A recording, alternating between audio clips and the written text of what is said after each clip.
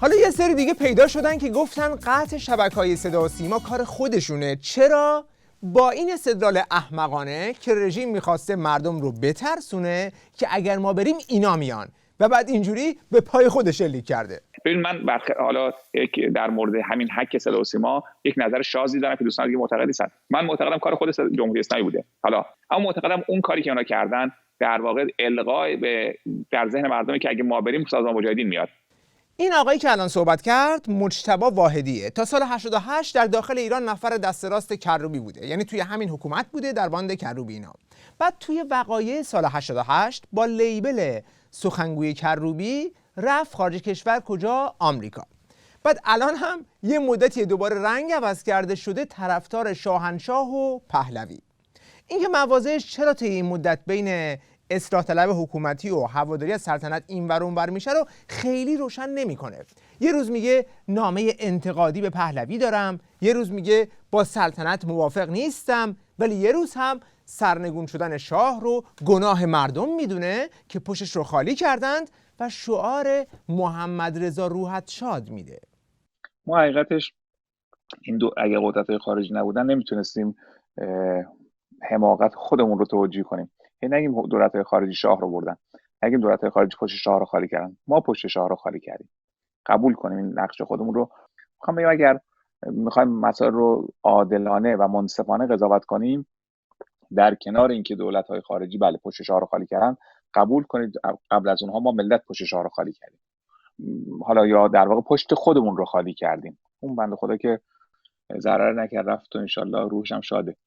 پس این آقا که قبلا میگفت به کروبی ارادت فراوان دارم و خودش رو سخنگو و مدافع کروبی میدونست، حالا الان چون شاه دیده که بعد از شعار اصلاح طلب اصولگرا دیگه تموم ماجرا با اون دکون نمیشه کارو کاسبی کرد، شاه دوست شده و میخواد با تبلیغ پهلوی یک بیزنس جدید راه بندازه. بنابراین مثل بسیاری از سلطنت طلبا که از این ماجرای قطع شبکه خیلی سوختند، حاضر میشه بره پشت این تئوری احمقانه تا یک لگدی به مجاهدین زده باشه.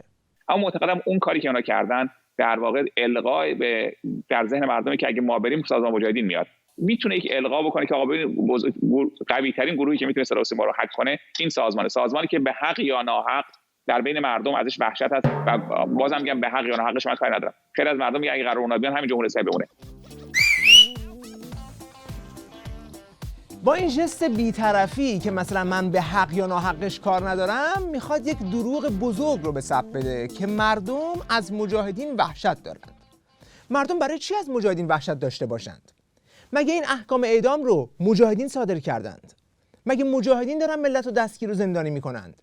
مگه کهریزک و قرچک و اوین رو مجاهدین رو انداختند؟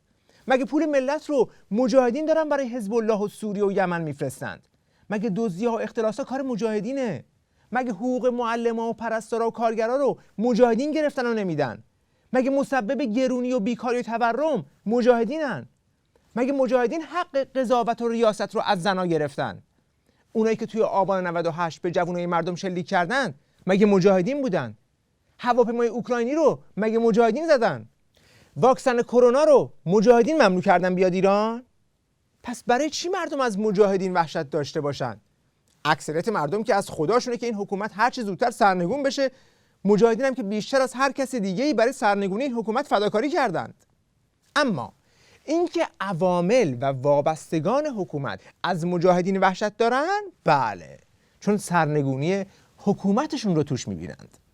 پس هر کسی که میگه اگر قرار مجاهدین بیان همین جمهوری اسلامی بمونه، از مردم نیست، بلکه یا نونش توی ادامه این رژیمه یا یک ریگی به کفش داره که نمیخواد این رژیم سرنگون بشه و دستش رو بشه.